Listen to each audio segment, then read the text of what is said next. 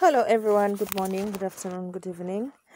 Nze Nnaalongo Nalubaale nze mbabuuzaako nga nsinziddwa wano ku lusozi Kibamirembe ebuga Basese mulimu ki eyo bassebo ne bannyabo. Gyebaliko gyonna gye mutuusaako engalo. Twebaza aba subscribers, twebaza bannaffe mwenna abeekuumidde ku mukutu.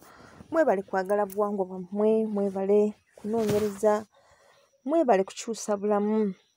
Nsiima nnyo buli lwe mpulira nti emisomo gino gibawadde ekyokuyiga era gibaleetedde okubanga obulamu kati mubulaba bulala. Eri abaali baakoowa ensonga zino nga bazaabandoninga nga mu butuufu baawanika. Naye confessions ze nfuna ziri nti oluvannyuma lw'okuwuliriza emisomo gino mu butuufu baakakasa nti ebintu bibadde bikolebwa mu bukyamu, bibadde bikolebwa mu butamanya, naye kati bategedde era bali mu mukwano n'obuwangwa bwabwe. Kale ekyo kirungi, kizzaamu amaanyi. Nange neesiimye okubanga nina ettoffaali lye nsobola okuteeka ku nsi kuno ne ndeetera abantu okuddamu okwagala bajjajjaabwe, era neebaza Omutonzi olw'okumpa ekitone eky'eddoboozi okumanya n'okutegeera ebyo bye nteekeddwa okubabuulira. Mwongere okuyiga, mwongere okumanya nti mu mazima mu nsi muno tetuliimu ffekka, ate ababala be tulimu nabo batufuga. Va ku by'okukulembera wazira batufuga. Batufuga obutuuliro. Basalawo kinene nnyo mu bulamu bwaffe. So tulina kubeewa tulabike nga tuganyulwa mu nkolagana yaffe nabo, so si kubeera ku ludda lwabwe olukyamu olw'okubeera nga batubonereza era nga batuyisa bubi. Kale olwaleero njagadde tutunuulire ku bika by'ebyambululo ebiri mu field y'okwambulula. Okwambulula kwa mirundi mingi nnyo nnyo nnyini ddala. Era okwambulula twakulaba nga kiba kukuggyako myoyo gino emibi egiba gikutambuliddeko nga gikwambadde, olwo ne gikusiraanya ne gikuleetera okuba nga omukisa gwo gwonna gubuutikirwa n'oba nga tokyeyagala, ng'ebintu tebikyatambula nga bw'obyagala. Eriyo ekyambululo omuntu ky'osobola okwenaaza era nga kiba kyangu. Genda ng'onoga ebikolobe by'omanyi ng'ojja weeyambululako. Ekyambululo ng'ekyo kiweweeza era singa oba okiremeddeko n'okinyiikirira kisobola okugoberako ddala ekyo ky'oba ogoba. Ekyo ky'onoze ne weenaaza. Era abantu abasinga bagamba nti nze sikola ddagala biki. Ekyambululo nga kino tekitera kubazira kubanga gwe oba weenogedde eddagala lyo n'ogenda ne weekolako emikolo gyo n'oba ng'osobola okuweweerako ku mbeera eyo eba ekutwalaganya. Tulina ekyambululo ekirala nga balina kukunaaza bunaaza.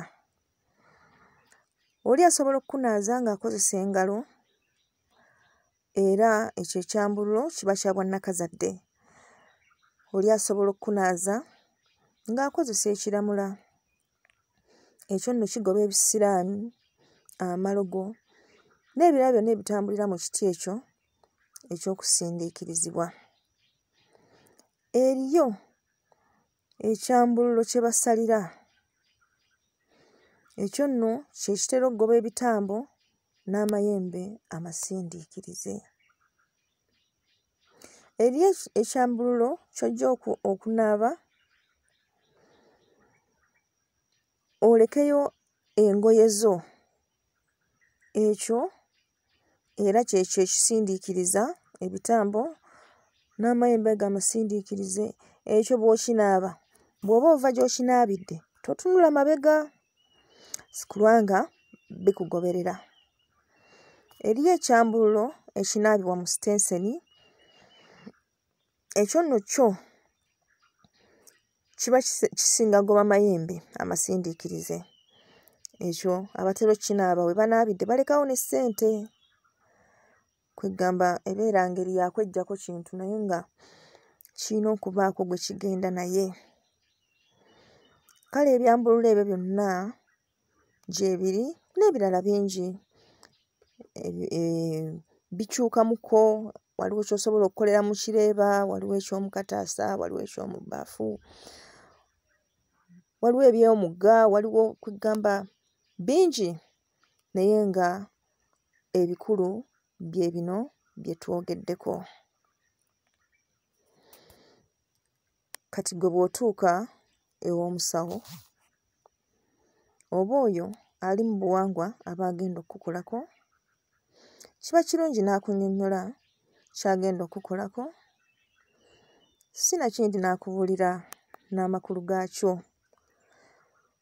Kubanga eriyo abanaaza abantu ebyambulo nga babisalidde ate empewo ne zinyiiga bunyiizi, nga zo tezaagala kunaaba musaayi.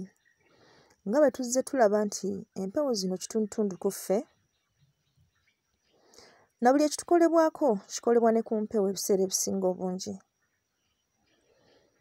Kati eriyo empewo nga zo togenda zinaaza musaayi, nga singa oba okikoze oba oleese obuzibu. N'ate bannaffe abambulula batuuka ne ku ssa ery'okuba nti omuntu ono yennyini ate gwe basalirako ekisolo kino kyennyini. Kale awo obulabe ne buba nga busituka okuva eri amaanyi ago amakambwe, okubeera ng'omuntu ono taddamu kubeera kyekimu. Taddamu kubeera kyekimu singa ekyo kiba kibaddewo. Kale ebyambululo bino nga bwe tubirabye, tugambe kino eky'okwenaaza kiweweeza. Naye okusinziira nti ate kyo tekijja kukutoolako ssente nnyingi, osobola okukinyiikirira n'olaba ng'embeera yeekyuka. Bw'olaba embeera tekyuka bambi, gendako ku muganga akuyambeko okukunaazaako. Akuyambeko okukunaazaako. Naye nga kinjagadde mumanye ate era nti okunaaba si ly'eddagala lya buli kimu. Eriyo ebintu bye togenda kugoba ku muntu ng'omunaaza bunaaza. Kale bannaffe abali mu nsonga z'ebyobuwangwa bo bamanyi emikolo emirala egigenderako ku kunaaba kuno okulabika nga gisindiikiriza ebirala byonna ebiremesa omuzzukulu okubeera obulungi. Kale mu ngeri eyo byonna bikolebwa omuntu n'aba ng'afuna emirembe, n'aggyibwako ebizibu ebyo ebibadde bimutambulirako. Oluusi aba yabuuka bibuuke, oluusi aba yalya birye, oluusi baba bamutega bitege mu buliri, wonna mu ntebe ku mulimu w'akolera. Oli ajja mu ntebe yo n'asonsekamu ebintu ssebo, nga buli lw'otuulamu eddagala eryo likwambuka nga likwambuka nga likwambuka paka lwe lituuka ku mutwe n'owulira ng'olwo ebintu tokyabitegeererako ddala, kwagala kutikkuka. Naye ng'eddagala baaliteeka awo mu ntebe mw'otuula. So people mubeere conscious. Twagamba okweganga kintu kikulu nnyo okubeera nga tumala gagwa mu mbi z'abantu, kubanga munnange abantu bo basigala bakola ebyabwe bye balina okukola. Kati ggwe olina kwenyweza. Okwenyweza tekitegeeza bulogo oba weerwanyeko ggwe ng'omuntu oba tolina gw'oloze. Ekyo ekintu kye naaliwagidde buli omu akole, weenyweze. Kubanga togenda kumanya oyo akusekera akuli ku lusegero oyo tomanyi kyakulowooleza. Awo obuzibu bwe bujjira nti Katonda yatukweka emitima, tetumanyi bannaffe kye baba batulowooleza. Naye ggwe ng'oli open minded, ng'omwagaliza na buli kimu, ate ye munnaye aba akulowooleza bubi. Sigamba nti temubeera na mikwano, mubeere nagyo, naye okwerinda si buti ensanafu etambula egaludde. Kale n'ebyambululo ebyo tutegedde, mbasuubira kufunangayo obudde. Yitako mu katale bagala naye ntabuliraayo ekyambululo, ng'akutabulira ng'otwala ewaka eddagala ly'ekkalu ogera ekiseera n'otabulako mu mazzi n'onaaba. Twayogera tugamba nti eddagala lino eryambulula tulinaaba nnyo akawungeezi olw'okuba nti bwe Bwakabaka bw'enzikiza byonna mwe bitambulira. Kale oba osobola okwanguyirwa okubyeggyako kubanga biba bisobola okutambula mu nzikiza omwo ne bigenda. Si weewaawo Kale mbagala nnyo bannaffe era twebaza omutonzi okuba nga atuwadde okumanya n'okutegeera ensonga zino era nga tusaba byonna bye tuyiga bifuule obulamu bwaffe okubeera obulungi, tutambulire mu bulamu buno nga tubweyagaliramu so si kubukaabirangamu bukaabizi. Wazira tweyagale naffe tukwate ku bannaffe ku mikono okubasitula okubeera nga nabo obulamu bwabwe bufuuka obulungi. Tweyanziza nnyo, tweyanze Gaidunda Namugereka. Kale tusaba ekisa kyo n'okusaasira kwo bitutambulireko ffe abaana ba Kintu n'Ennambi era otwagalize obuwanguzi mu buli kye tukola. Weewaawo akuume atakuumira mpeera.